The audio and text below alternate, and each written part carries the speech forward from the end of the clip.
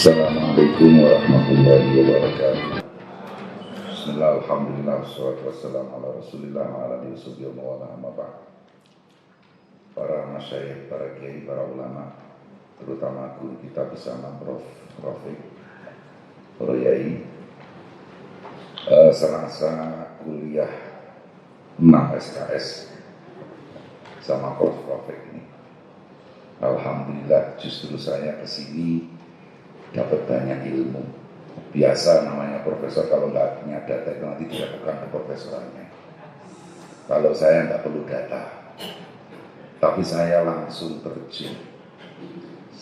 Tadi sambil nyetir, mohon adegan ini jangan ditiru hanya oleh yang profesional. Saya sempat melihat medsosnya Prof. Rafiq, ternyata saya masih unggul daripada beliau. Jadi lumayan lah bisa ada semacam self confidence untuk matur di hadapan beliau.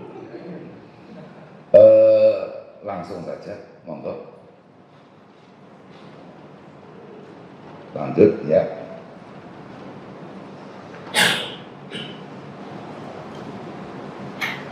Jadi ini salah satu quote yang ini sekaligus menunjukkan namanya netizen ya begitu. Ini kalau dicari kata kunci pertama itu malah justru Mbah Maimun alal akil. Mbah Mun alal akil. Kata kuncinya begitu. Padahal sebelum ini adalah perkataan Syekh Wahab bin Munabbih dalam Ihya. Hakun alal akil ayyakuna arifan bi zamanihi hafidhan li lisani muqbilan ala sya'ni. Kita garis bawahi muqbilan ala sya'ni. Saya kira yang rawuh di sini baik secara luring maupun daring semuanya adalah orang-orang yang berakal, maka harus bertindak sesuai keadaannya. Prof. Rafiq tadi sudah panjang lebar betul. Yang saya kira kesimpulannya memang satu, sudah bukan saatnya lagi kita dakwah konvensional, itu sudah jelas. Dipertegas saja. Jadi meskipun memang alhamdulillah kita barokah pandemi, kalau awal-awal semuanya harus serba online, tapi terakhir mulai populer istilah hybrid, perpaduan antara online dan offline seperti event kita pada pagi ini. Nah artinya apa?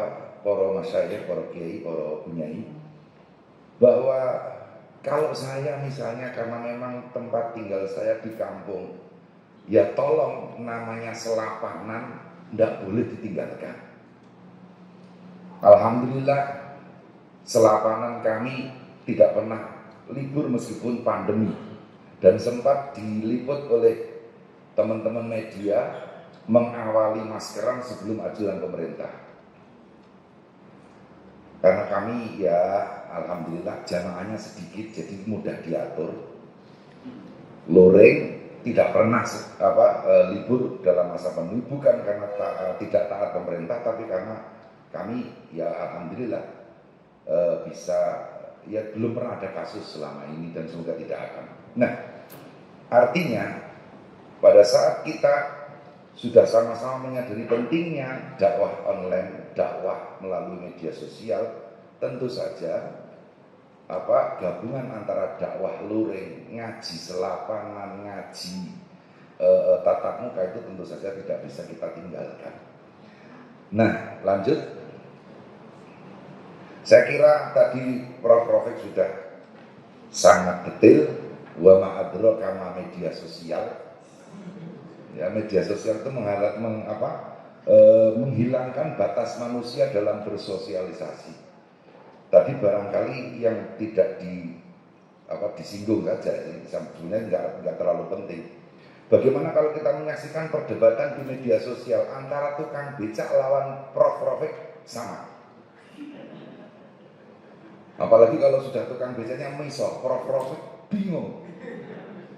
Artak balas pisau yo kok turun derajat, kalau enggak nanti ratingnya Prof. Rafiq kalah. Ini repot sekali kalau sudah seperti itu. Ya kalau saya secara pribadi mudah karena saya punya pasukan Banser, maka saya jadi lawan gitu. Saya nggak akan melawan. Nah ini salah satu apa? Lawan, maksudnya lawan apa?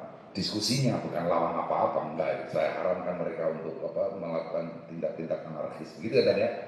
Nah, jadi begitu, kita selalu punya dalam bahasa itu buzzer. Nah kalau selama ini kita mendengar buzzer itu lebih identik dengan buzzer rupiah atau buzzer istana, saya kira kita juga perlu buzzer. Makanya saya selama ini terus terang menggunakan sahabat-sahabat Banser, Ansor untuk buzzer, tapi buzzer untuk kebaikan. Setidaknya mosok sih tiba-tiba ada orang misoi Gus Bahak hanya karena tidak paham. Tidak pahamnya itu ya keterlaluan. Karena salah satu ciri netizen kan ngegas. Komentar dulu, pikir kemudian, kan begitu. Nah ini ngeri sekali sebetulnya.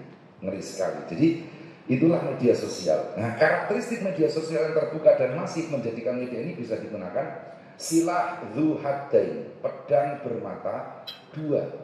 Bisa bermanfaat untuk memotong yang harus dipotong, memotong hewan kurban dan seterusnya, tapi juga bisa mencederai. Lanjut.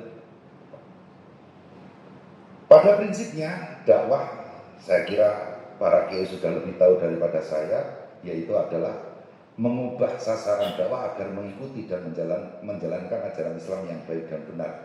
Ajakan ini dilakukan dengan mendekati sasaran sesuai dengan karakteristik dan kecenderungan mereka. Khatibin nasa biqadri uqulihim, saya kira itu masih harus selalu menjadi acuan para kiai.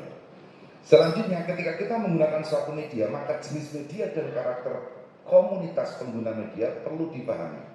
Apalagi perbedaan kultur pengguna mempengaruhi kekuatan efek pengguna media sosial. Mohon maaf para masyayikh dan profesor, bahwasanya Ibnu Khaldun dalam Muqaddimah itu menulis begini. Ahlul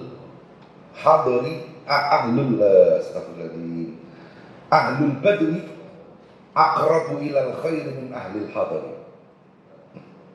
Ahlul badwi aqrabu ilal khairi min ahlil hadari. Orang-orang kampung itu lebih dekat dengan kebaikan ketimbang orang-orang kota. Kita tahu karena internet ini adalah suatu perkembangan teknologi, selalu pasti dimulai dari perkotaan.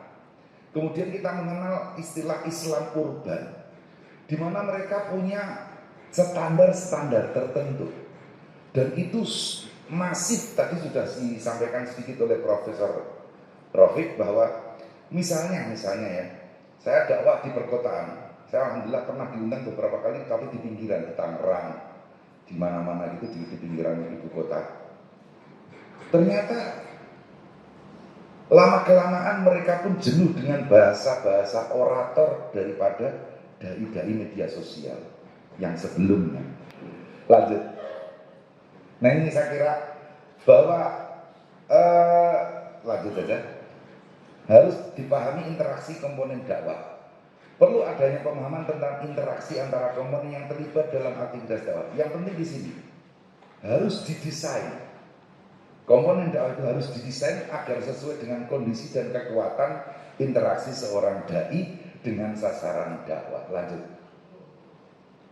Nah, 3 hal pokok saya kira, tapi pasti bisa ditambahi. Yang pertama, sasaran dakwah media sosial memiliki kultur membaca secara cepat. Nih loh.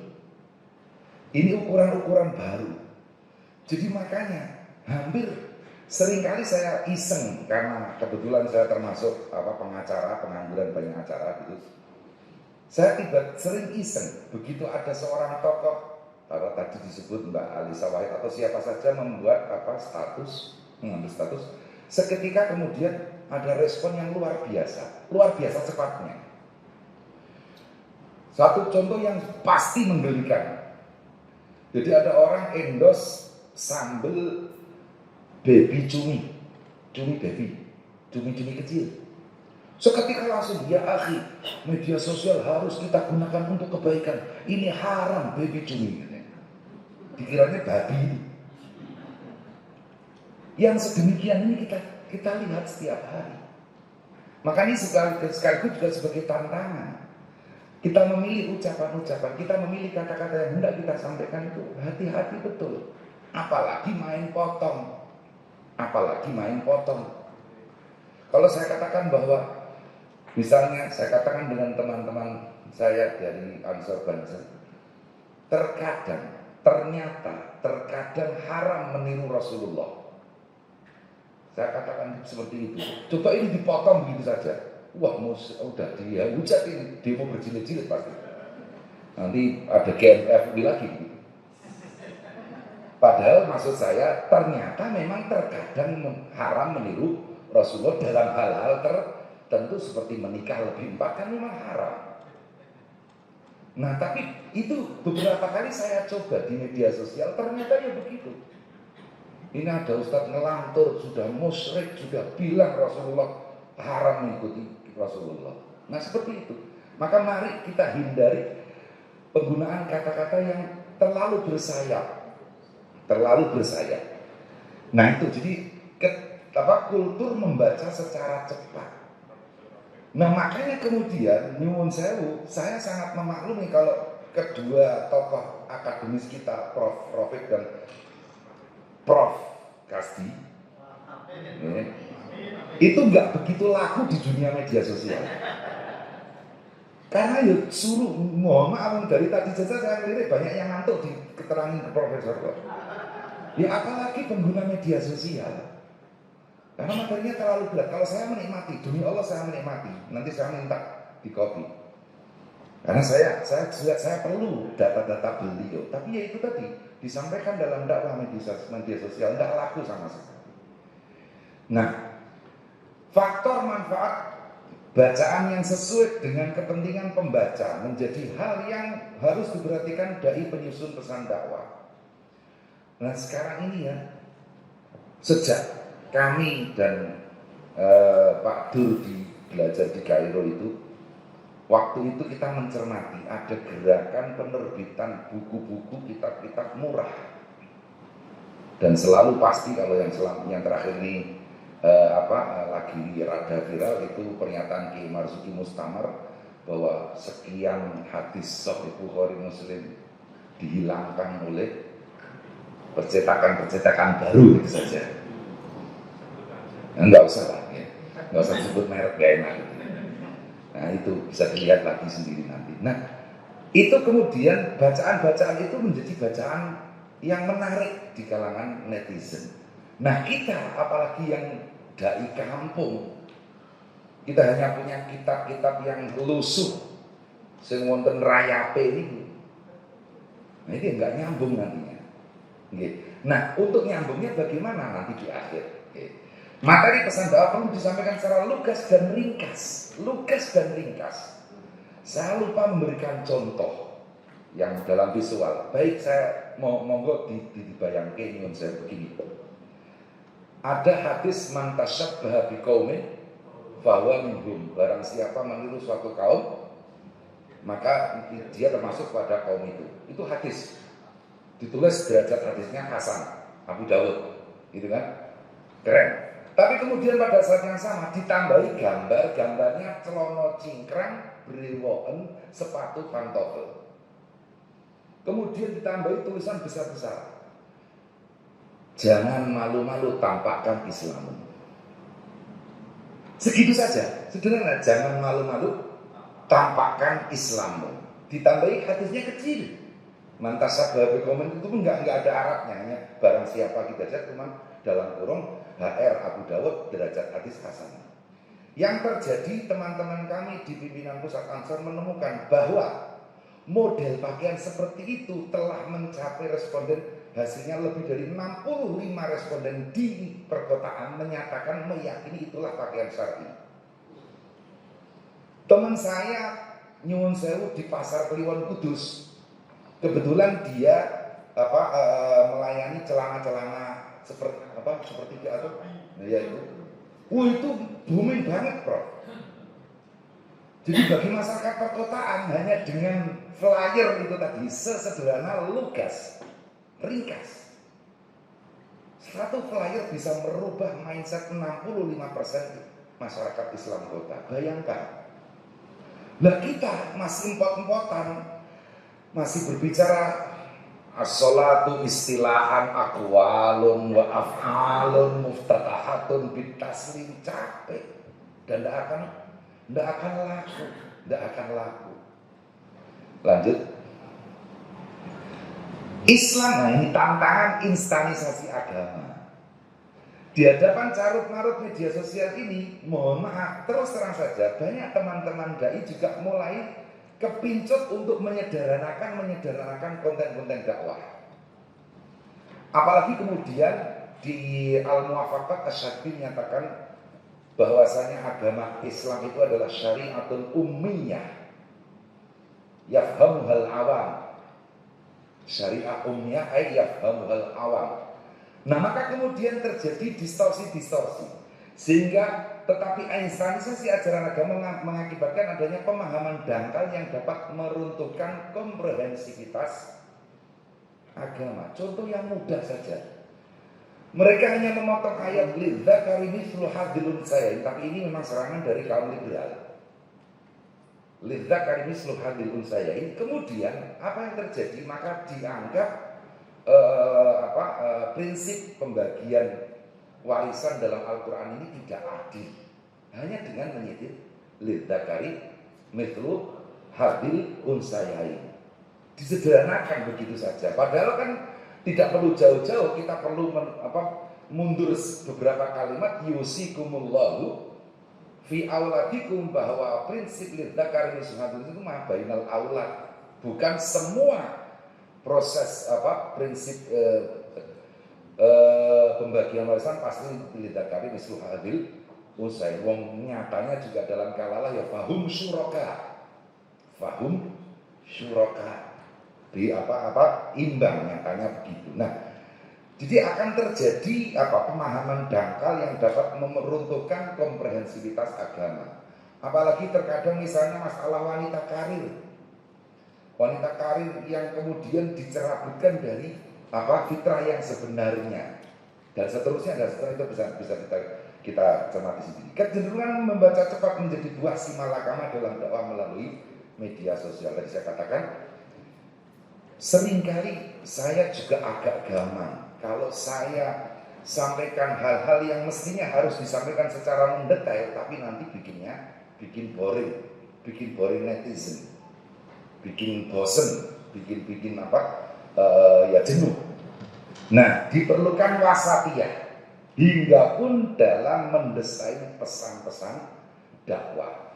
Jangan sampai ijaz yang mukhil, tapi juga jangan itnab yang mumil. Tapi harus ijaz mufid, dan kalaupun toh harus itnab yang mumtik, kan begitu. Saya kira nggak perlu saya terjemahkan, lainnya para kiai semua kan begitu. Jadi diperlukan wasatiyah hingga pun dalam mendesain pesan-pesan dakwah. Lanjut. Akhirnya perlu kecerdasan ekstra dan kreativitas tanpa batas dari seorang dai. Sekali lagi, ampun kemudian harus aku nemuin desa wis cukup, enggak begitu. Ya, harus kreativitas tanpa batas dari saudara. Perlunya menghargai intelektualitas sasaran dakwah, tidak menggurui, tidak memvonis, namun memberikan nuansa pemahaman keagamaan yang relevan dan tepat sasaran. Mohon maaf, ini bisa kita mulai dari khutbah Jumat kita. Diakui atau tidak, salah satu waktu di mana kita tidur nikmat adalah ketika khatib membacakan khutbah. Terus terang Pak Dur, pertama kali saya khutbah datang 2009, langsung dihubungi takmir masjid, kebetulan ada lulusan Kairo suruh khutbah. Pertama kali saya kecewa karena lebih dari 50% jamaah tidur. Tapi lama-lama kalau saya melihat misalnya teman-teman di Afghanistan, kan nggak ada orang di Afghanistan Jumatan tidur, karena biasanya ada bom.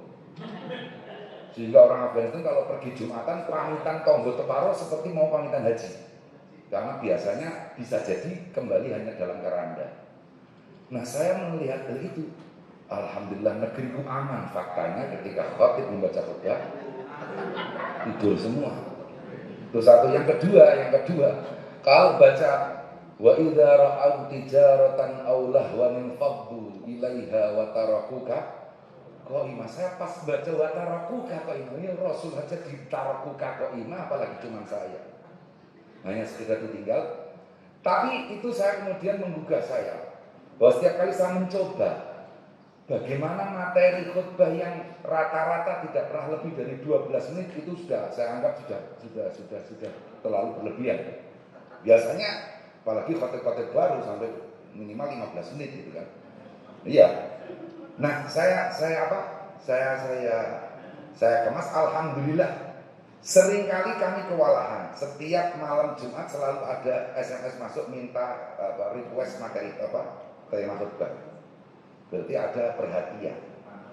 Nah, ini monggo. Khutbah niku ampun kitabullah tok ngoten lho, swarga neraka pun apal sedanten niku. Jamaah jenengan. Mulane terus ditinggal turu terus. Tapi bagaimana merespon setiap isu? Saya kira itu bisa dimulai dengan kiai-kiai di tingkat desa. Ini bagaimana? Yo sergem buka WA barang panjenengan. Niku. Saya kira itu. Terus kemudian dai tidak perlu mengungkapkan perilaku ideal yang kemungkinan terlalu jauh dan sulit untuk dilakukan oleh sasaran dakwah. Di antara mengapa Gus Bahak menjadi idola, karena Gus Bahak menghadirkan Islam yang indah, Islam yang enak. Islam yang enak. Dan tidak saya tutup-tutupi, di sebelah sana ada teman-teman yang mohon maaf, ya terpaksa saya sebut merek, NU Garis Lurus. Itu pasti tidak menyukai Gus Bahak. Karena NU Garis Lurus itu lama-lama seperti Wahabi memang. Nah, dan itu sudah pernah disarankan oleh Yang Mulia Wakil Presiden waktu itu ketika beliau masih ketua umum MUI. Jadi kalau al-jumud ala nusus Quran dan hadis itu Wahabi, tapi kalau al-jumud alal kutub al-manqulah itu ya itu. Nah, alal kutub al-manqulah. Jadi ya NU Garis Lurus itu. Orang seperti Gus Bahak tidak pernah mendapatkan simpati sama sekali dari mereka. Mereka mengapa? Padahal teman-teman NU Garis Lurus itu ya ahli-ahli kitab, ahli pembaca kitab yang luar biasa. Kajian-kajiannya, apalagi kalau sudah di forum Basuna, saya selalu pasti menang. Tetapi kurang dalam hal deskripsi masalah, tasawwurul masalah. Padahal mereka itu tahu al-hukmu 'ala syai' far'un an tasawwurihi. Kalau Mbah Zahal kan enak menjelaskannya. Jadi tasawwurus syai'i aslun wal hukmu 'alaihi far'un. Tasawwurus syai'i aslun wal hukmu 'alaihi far'un. Tapi kan kecenderungan teman-teman Basuna saya yang paling utama kan nyari takdir, memberikan status hukum, bukan mentasawur, bukan memahami deskripsi persoalan. Makanya sejak tahun 80-an Mbah Zahal mendorong adanya LBM itu menjadi LPBM, Lembaga Pengembangan Bahsul Masail, di mana untuk pertama kalinya forum-forum bahasa masail tidak hanya dihadiri oleh para kiai-kiai ahli pembaca kitab, tapi juga kedokteran, ekonom dan lain sebagainya. Ini sebab untuk semakin memahami deskripsi persoalan yang ada. Jadi intinya Gus Bahak menjadi semacam fenomena ya, kalau saya boleh membahasnya, itu karena ini tidak pernah menggurui. Dan juga tidak ada perilaku tidak mengungkapkan perilaku ideal, sehingga nantinya kemudian sasaran dakwah bahkan mengundurkan diri dari kemauan untuk berubah. Saya kira itu tetapi kembali kepada kecerdasan ekstra dan kreativitas dai, di mana juga yang tidak kalah menariknya harus digarisbawahi adalah peran teman-teman yang berkecimpung di IT. Ya, teman-teman yang berkecimpung di IT ya. Saya sering mencoba, kalau saya lagi streaming tidak pakai mic clip, itu langsung seketika turun penontonnya. Tapi saya pasang lagi, naik lagi. Saya sambil ngaji itu sambil utek-utek. Ya karena saya belum punya tim. Saya punya tim tapi karena terlalu baik kemudian dirembuk oleh Gus Menak. Di bawah timnya kok bagus tuh dibawa ke Jakarta. Jadi saya nggak punya tim sekarang Pak Dur. Nah itu, tim media Gus Menak itu tim saya itu. bukan apa-apa ya, jangan disebarkan lagi. Tapi apa ya, itu tadi ternyata kata teman-teman di Jakarta, karena memang rata-rata mereka itu nyimak apa tayangan misalnya apa YouTube itu di home theater. Di home theater kan kualitas suara sangat apa sangat harus prima. Kalau kresek-kresek apalagi nyuwun sewu. Tadi saya amati ada kiai yang ngerekam ya, itu nggak bermutu sama sekali. Karena nggak ada mic. Pasti jelek suaranya. Tidak semua orang memakai headset. Kecuali kalau yang ceramah itu Gus lah, orang kemudian wah ini api suaranya elek lagi digolek no headset. Tapi kalau dai-dai kampungan seperti saya, kalau bukan kualitas suara dan kemudian kualitas gambar. Nah ini kiai-kiai di desa kalau yakin orang langsung ngerateknya. Apalagi misalnya, kalau ini alhamdulillah saya lihat dari tadi kiai-kiai itu sudah up to date semua. Biasanya itu apa posisinya portrait bukan landscape. Itu juga mempengaruhi. Sekedar streaming ini sekedar di bidang streaming begini ya, posisinya itu ya tidak menarik bagi pembaca itu, bagi pemirsa. Terutama pemirsa kota yang mana kita berharap menyampaikan pesan-pesan dakwah secara baik dan benar. Saya kira itu lebih baik kita berdiskusi saja nanti sambil mendengarkan tambahan-tambahan ilmu dari Profesor Robek. Kurang lebihnya mohon maaf. Wassalamualaikum warahmatullahi wabarakatuh.